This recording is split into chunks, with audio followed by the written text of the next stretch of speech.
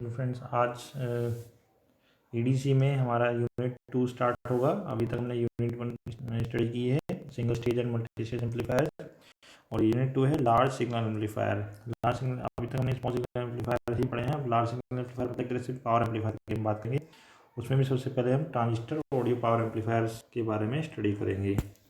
बाद में अगले यूनिट में हम ट्यून एम्पलीफायर्स के बारे में या रेडियो एम्पलीफायर्स के बारे में बात करेंगे। फिलहाल में हमारा जो इस यूनिट में पार्ट रहेगा वो ट्रांजिस्टर ऑडियो पावर एम्पलीफायर्स का ही रहेगा। तो स्टार्ट करते हैं ट्रांजिस्टर ऑडियो पावर एम्पलीफायर्स। तो इंट्रोडक्शन में हम सबसे पहले देखते हैं कि हमारा पावर एम्पलीफायर और वोल्टेज एम्पलीफायर दो नाम हमें दिखाई दे रहे हैं स्क्रीन पर। उसके बाद लाउड स्पीकर दिखाई दे रहा है। इसका मतलब ये है कि हमें किसी पर्टिकुलर सिस्टम में यदि एम्पलीफिकेशन चाहिए, फाइनली उसको मान लो कि कोई साउंड सिस्टम है, उसमें हमें वीक सिग्नल है उसको एम्पलीफाई करके लाउड स्पीकर पे देना है, तो हमें पहले उसे वोल्टेज एम्पलीफायर लगाए जाते हैं कुछ स्टेप्स के बाद पावर एम्पलीफायर की स्टेज लास्ट में लगाई जाती है। तो पॉइंट वाइज एग्जाम में लिखना हो इसके बारे में बेसिक इंट्रोडक्शन क्या लिखेंगे। किसी भी एम्पलीफाइंग सिस्टम में कई प्रवर्धक पद या स्टेजेस होते हैं। मतलब हमारे पास कोई एम्पलीफाइंग स्टेज है तो नॉर्मली जो है उसमें कई स्टेज होती हैं। यदि कोई एम्पलीफायर सिस्टम है तो जो है जो क्या करते हैं, कम शक्ति के सिग्नल को प्रवर्धित करते हैं जब तक कि हमारे पास फाइनली जब तक कि किसी आउटपुट युक्त, जैसे कि डायग्राम में दिखाया गया लाउड स्पीकर को चलाने के लिए जो है जितनी शक्ति की जरूरत है उतनी प्राप्त न हो जाए। एक तरह से हमने ये कहा है कि हमारे पास जो नॉर्मली एम्पलीफाइंग सिस्टम है उसमें कई स्टेज होते हैं, और उसमें स्टेज में क्या होता क्या है कि नॉर्मल किसी लो पावर सिग्नल को जो है तब तक एम्पलीफाई किया जाता है जब तक कि उसमें लाउड स्पीकर को ड्राइव करने के लिए जितना सिग्नल लेवल की आवश्यकता है उतना सिग्नल लेवल ना हो जाए। और हम ये देख रहे हैं कि इसमें कई स्टेज हैं। तो पहली जो सबसे पहली स्टेज होती है वो वोल्टेज एम्पलीफायर्स की होती है। विभिन्न प्रदर्शकों में जो पहले पद होते हैं स्टार्टिंग के, वो वोल्टेज एम्पलीफायर की तरह कार्य करते हैं। ये जो वोल्टेज एम्पलीफायर्स हैं वो क्या करते हैं, स्मॉल लेवल के जो सिग्नल्स हैं, मतलब स्मॉल एम्पलीट्यूड के जो सिग्नल्स हैं उनकी एम्पलीफिकेशन के लिए यूज किए जाते हैं। तो मतलब हमारा वोल्टेज एम्पलीफायर का बेसिक कॉन्सेप्ट है वो कि स्मॉल एम्पलीट्यूड के सिग्नल वोल्टेज के एम्पलीफिकेशन के लिए यूज किए जाते हैं। विभिन्न प्रवर्धकों में पहले पद वोल्टेज एम्पलीफायर की भांति कार्य करते हैं। ये प्रवर्धक मतलब एम्पलीफायर, मतलब ये प्रवर्धक का मतलब वोल्टेज एम्पलीफायर कम एम्पलीट्यूड मतलब स्मॉल एम्पलीट्यूड की सिग्नल वोल्टेज के प्रवर्धन के लिए प्रयोग किए जाते हैं। इन प्रवर्धकों की जो आउटपुट आएगी मतलब कुछ मिली वाट में होगी, ठीक है, मतलब पावर लेवल बहुत ज़्यादा नहीं होगा। और इसके बाद जो लास्ट स्टेज है उसमें कह रहे हैं कि अंतिम पद में शक्ति प्रवर्धक पावर एम्पलीफायर प्रयोग किया जाता है। ये जो एम्पलीफायर है मतलब पावर एम्पलीफायर, वो अधिक आयाम एम्पलीट्यूड के सिग्नल के पावर लेवल को बढ़ाते हैं। मतलब हुआ क्या कि हमारा लो एम्पलीट्यूड है, स्मॉल एम्पलीट्यूड का सिग्नल जो एम्पलीफाई करते गए तो उसका एम्पलीट्यूड बढ़ गया, तो फाइनल उसके पावर लेवल को बढ़ाएंगे। ये प्रवर्धक अधिक आयाम एम्पलीट्यूड के सिग्नल के पावर लेवल को बढ़ाते हैं। ये पावर एम्पलीफायर्स हैं। अब पावर एम्पलीफायर के टाइप्स भी हैं, दो टाइप है, audio power amplifier, radio frequency amplifier या ट्यून एम्पलीफायर्स।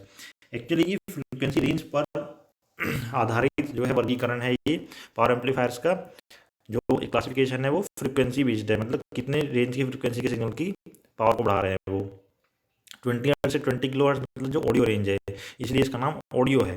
ऑडियो रेंज के जो सिग्नल हैं उनकी पावर को बढ़ाते हैं वो ऑडियो पावर एम्पलीफायर है।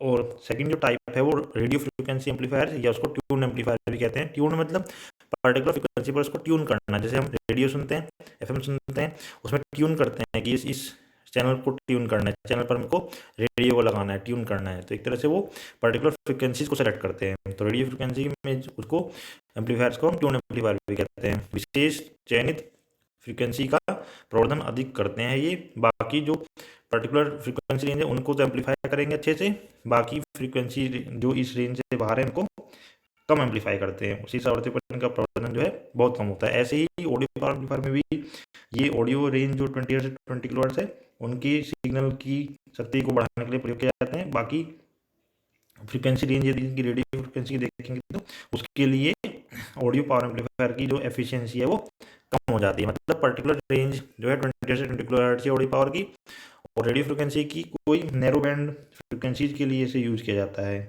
जो रेडियो फ्रिक्वेंसी एम्पलीफायर है वो जो है प्रवर्धक किसी विशेष चयनित आवर्ती का प्रवर्धन अधिक करते हैं तब विशेष आवर्ती पर इन प्रवर्धकों को द्वारा प्रवर्धन जो है बहुत कम होता है।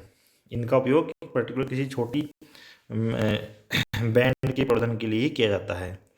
बाकी ऑडियो पावर एम्पलीफायर है 20 से 20 किलोहर्ट्ज के बीच के सिग्नल की पावर बढ़ाएंगे और इसके अलावा जो फ्रिक्वेंसीज हैं उनके लिए इसकी एफिशिएंसी कम होती है। अब सबसे पहले जो टॉपिक हमारे सिलेबस का है वो है difference between voltage and power amplifiers. ये हमारे जो electronic device circuits diploma electronics के लिए डिप्लोमा इलेक्ट्रॉनिक्स कोर्स है उसके लिए जो ईडीसी सब्जेक्ट है उसका पहले टॉपिक है यूनिट 2 का जो सिलेबस में है difference between voltage and power amplifier से। इसमें हम डिफरेंस ना बता के पहले वोल्टेज एम्पलीफायर बताएंगे पावर एम्पलीफायर बताएंगे वो एक तरह से डिफरेंस के रूप में ही हम लिख सकते हैं, पॉइंट वाइज बना के लिख सकते हैं, फिर आप उसको देख के एक बार स्टडी हम बता देंगे। तो बाकी कई बुक्स में दिया हुआ भी है उसमें देख सकते हैं। फिलहाल में बेसिक चीज़ है कि वोल्टेज एम्पलीफायर जो है वो क्या होता है, उनका डिजाइन मैक्सिमम वोल्टेज एम्पलीफिकेशन के लिए कहता है। हम अभी डिस्कस भी किया कि वोल्टेज एम्पलीफायर वोल्टेज छोट कम एम्पलीट्यूड सिग्नल का एम्पलीट्यूड लेवल बढ़ा रहे हैं, पावर एम्पलीफायर पावर लेवल बढ़ाते हैं, अधिक एम्पलीट्यूड सिग्नल के लिए काम करते हैं। तो वोल्टेज एम्पलीफायर जो है उनका डिजाइन अधिकतम वोल्टेज एम्पलीफिकेशन के लिए किया जाता है। इसके लिए जो है यदि ऐसा डिजाइन किया जाना है कि वोल्टेज एम्पलीफिकेशन अधिकतम होना है तो उसके लिए इनमें निम्न बातों का ध्यान रखा जाएगा ताकि डिजाइन करते हुए निम्न बातों का ध्यान रखकर डिजाइन किया जाता है। कौन कौन सी बातें हैं, ये 6 बातें हैं मेनली। पहली है बीटा, मतलब जो करंट गेन है ट्रांजिस्टर का वो हाई होना चाहिए, मतलब ऐसा ट्रांजिस्टर यूज करेंगे जिसमें बीटा की वैल्यू करंट गेन की वैल्यू हाई हो, 100 से ज़्यादा लो होनी चाहिए। और सेकंड पॉइंट ये है कि जो एम्पलीफायर्स हैं उनका इनपुट इम्पीडेंस आर इन लिखा हुआ है वो कलेक्टर लोड रेजिस्टेंस मतलब आरसी से जो है कम होना चाहिए, तुलना में कम होती है। इन एम्पलीफायर्स की जो इनपुट प्रतिबाधा है मतलब इनपुट इम्पीडेंस है वो कलेक्टर लोड प्रतिरोध मतलब आरसी से कम होती है।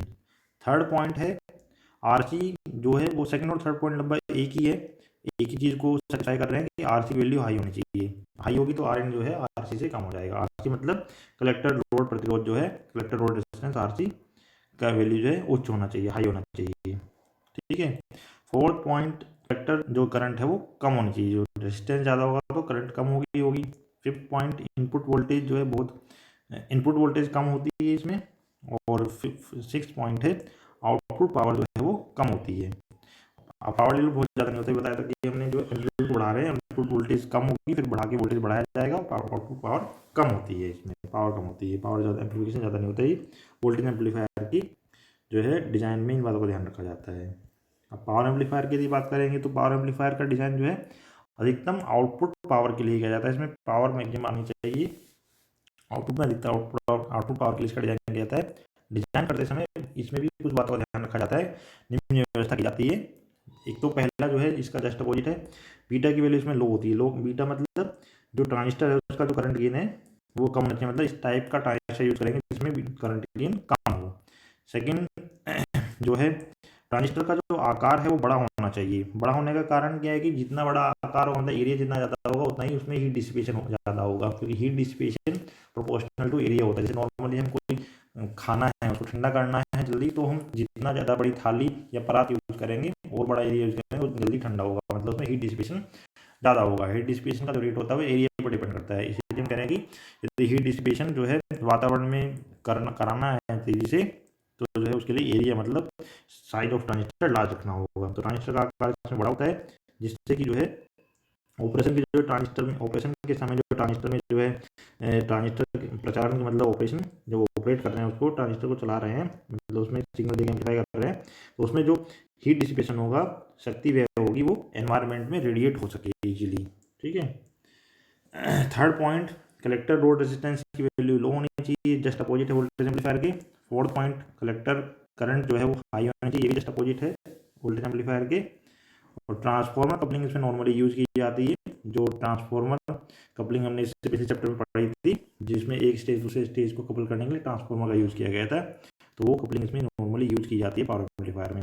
अभी हम सब्जेक्ट में इस चैप्टर के अंदर जो है इसको काफ़ी डिटेल में देखेंगे कि पावर एम्पलीफायर में ट्रांसफार्मर कपलिंग किस तरह से यूज हो रही है। 6 पॉइंट ये है कि इसमें इनपुट वोल्टेज हाई होता है। हमने अभी पहले बताया था कि पावर एम्पलीफायर लास्ट स्टेज में लगाया जाता है, वहाँ पर एम्पलीट्यूड बढ़ाते बढ़ाते काफ़ी हो चुका होता है, तो इनपुट वोल्टेज की हाई होगी, आउटपुट पावर भी इसकी हाई होगी। ये जस्ट अपोजिट है वोल्टेज एम्पलीफायर के। तो इनको हमने पॉइंट पर लिखा है, इनको आप डिफरेंस के फॉर्म में भी लिख सकते हैं, एग्जाम में आएगा। फाइनली अगले टॉपिक में जो है एंटर करने से पहले, उसमें शुरुआत करने से पहले हम कुछ आज एक नोट बताएंगे, बाकी उसके बारे में नेक्स्ट लेक्चर में देखेंगे।